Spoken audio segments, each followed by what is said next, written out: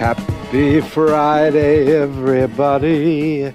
It's me, Mike, and I'm back for another thrilling adventure of Made Men, the only podcast ever about the AMC television show Mad Men. Believe me, don't look it up, just trust me. And today, just now, I just finished watching Season 2, Episode 8 of Mad Men, A Night to Remember. Now, the episode description on Netflix says, Father Gill convinces Peggy to contribute to a pro bono project to win the business of an imported beer. Duck and Dawn appeal to a new demographic. That's very much on the surface of what was going on. They mentioned Peggy first. Let's go through her story first. So Peggy obviously goes and visits her family all the time. And you know who else likes to go visit her family? But Father Colin Hanks. I don't remember his actual name, but he's the priest, the young priest. And Peggy goes to visit her sister, bring a book for her brother-in-law who's laid up with his back. And who shows up but the father, who says, hey, Peggy, you do advertising. Why don't you come and do a little advertising for a dance we're putting on? So basically, Peggy's storyline was doing advertising for a dance at the church, getting questioned about the advertising, she's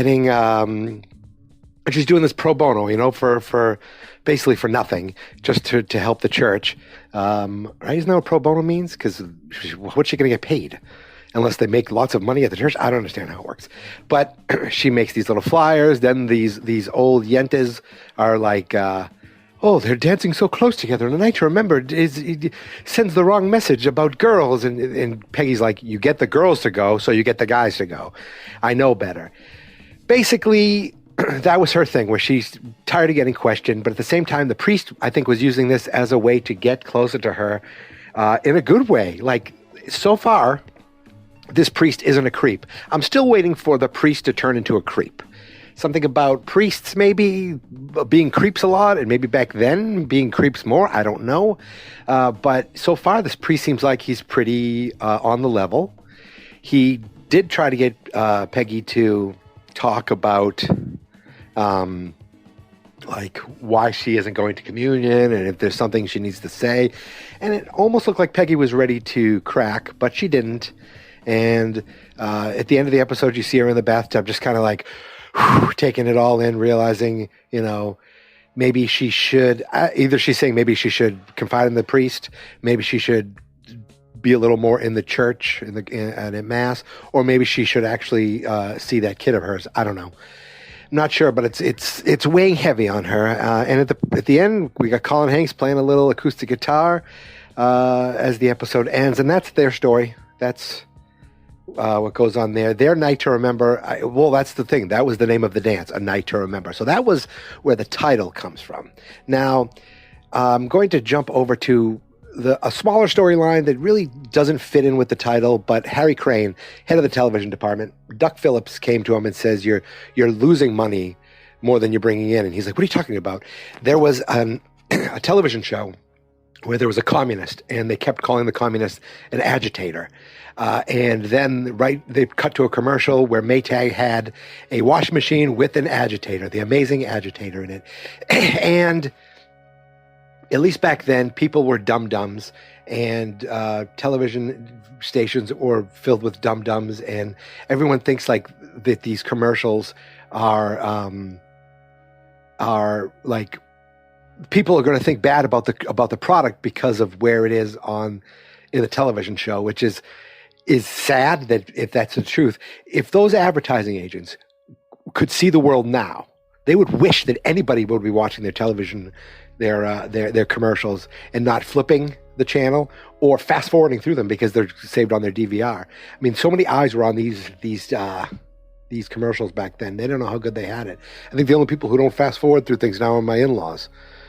They don't even have a DVR. I don't think they even know what it means. They saw a pause button once and they thought they could, and I had to explain to them, no, you cannot. Anyway, I'm sidetracked. The story with that is Harry needs to read these scripts more to make sure there's nothing in the stories that might upset the advertisers, and there's nothing in and maybe there's stuff in the stories that would actually make the advertising products look good. He can't do it alone though, so Roger suggests getting some of the girls to do it. He ends up getting Joan to help out, and Joan does a really good job. She actually gets one company to really invest more during the Days of Our Lives, or one of these soap operas, because she says, it's going to be a real big thing. I've heard some characters are coming back to life. I can't really say who, but she knows that it's a big thing, and the people were really into it and very happy with Harry. And so Harry went to Roger at the end. It was very funny because he's like, "Oh, don't keep me waiting." He goes, "Well, you said 4:30, sir." He goes, "Oh, it's only 4:30." Like Roger just wants to get the hell out of there. And basically, Harry convinces Roger to invest in the television division by getting a full-time man, or full-time person in there to do the job for reading the scripts. And then I love that Roger stands at his door and waits for Harry to open it for him. That was just a subtle little thing where Roger's like, "Great, that's great. I'm not going to open the door myself." He does it himself. Fast forward to we see Joan with her fiance at home. She's actually reading the scripts, and the guy's like, "You shouldn't be reading scripts. You should be watching these things, not reading them. Sitting back with your bonbons." And she's like, "Oh, I enjoy doing this." He's like, "Can you fetch me a cup of water?" Basically, I don't think this guy is a jerk, but I don't think they realize, or these guys realize, how they talk down to these women, how they belittle them. But it all turns for naught anyway, because Joan shows up in Harry's office and meets Dan, the new person who took the job full time. She's like, "Oh, I think," even when they said it, I thought, "Oh wow, Joan's getting a new job." Nope. They're giving a guy the job, and Joan is no longer doing her duty. And Harry, it seemed like Harry didn't even, he was just clueless. He's like, "I thank you so much for your help with this. This has been great. Can you fill him in what's going on? And thank you so much. I really appreciate it. And I'm sorry to take so much of your time." Where meanwhile, Joan was loving it and really found something she enjoyed doing, and was very upset. And at the end, they show her sitting on her bed, taking her bra strap off, and there was a chafe mark in the bra strap. And I think that was a little symbolization of, I go through this all day, breaking my back. I got to wear these friggin' tight things for these guys. It hurts, but I go through it because I got to do to get a job. And that's really Joan's storyline. Now, the night to remember really doesn't factor in there, but where it does factor in, to me, was the night to remember that Betty and Dawn had at their house. So they have a client coming in to, they had a new client, I think that's what it was. They were basically trying to wine and dine a new couple. They could possibly be a client or maybe be an employee. I'm not exactly sure. These weren't the Heineken people, but there's been talk around the office about Heineken and how to deal with it, and making Heineken, for people who want to buy beer and drink it at home. Maybe for the housewife who wants something exotic with, it's very green. It's international. And it just turns out, they had this dinner party that Betty went out and bought Heineken. Dawn didn't mention anything to her, and everyone thought that was really clever and funny, and just how funny it is that Dawn knows Betty so well. Well, Betty's what I like to classify as a crazy person. And for some reason, that really bothered her. And she really got upset that she was disrespected that way. And to be honest, that's probably not what she was thinking, because she finally, after the dinner party, and she was making everything so perfect for everything, except of course when a chair was a little off, she smashed the chair into a million pieces. She's definitely a crazy person. And she got really upset about that. And I'm watching this going, is something wrong? Is Betty a simpleton? I've said this many times.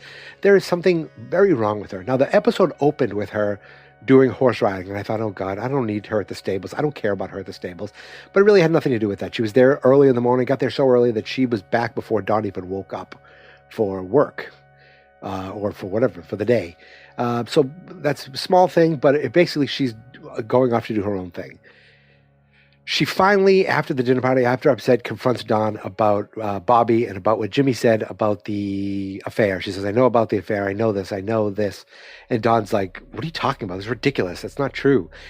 Now, Betty basically goes through everything when Dawn's off for work and can find nothing. Can't find any evidence of anything.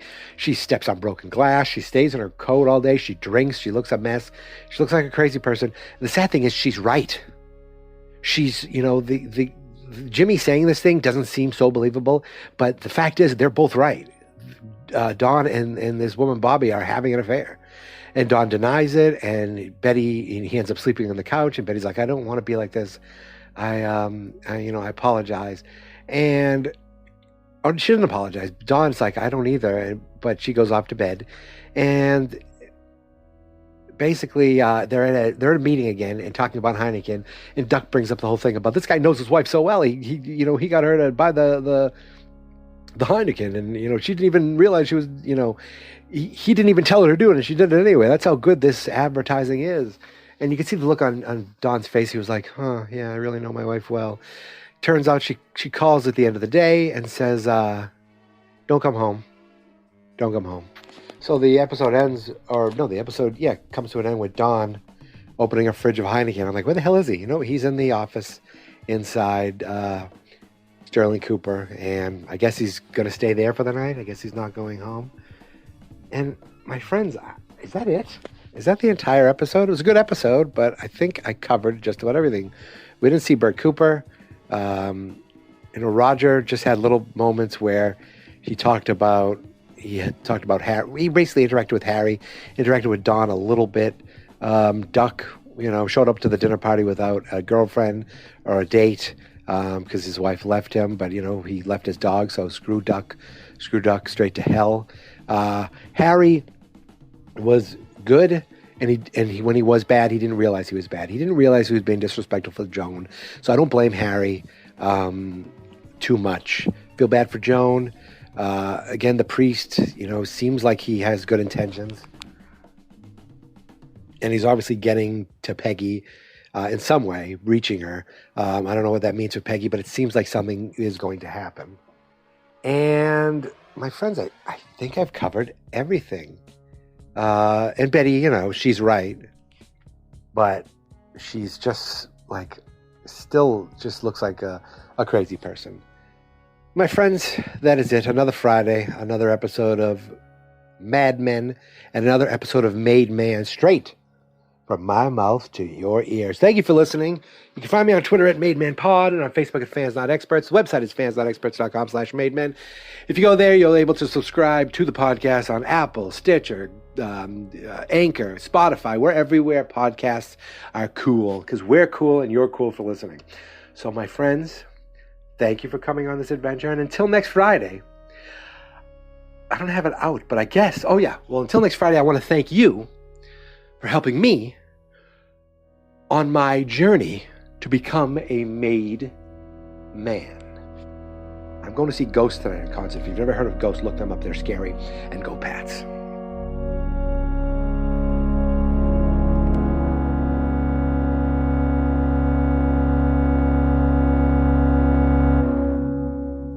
Fans Not Experts.